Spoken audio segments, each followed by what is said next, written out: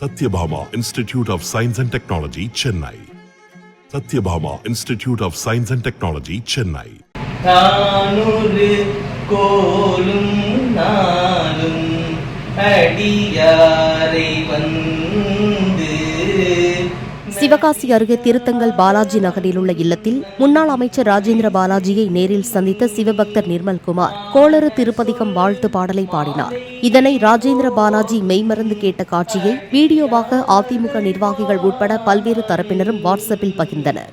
மாசரு திங்கள் கங்கை மூடி மேல நின்று என் உலமே புகுந்த அதனால்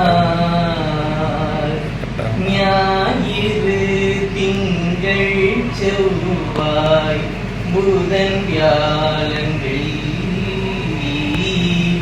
சனி பாம்பிரண்டும் உடனே. Satyabhama Institute of Science and Technology, Chennai.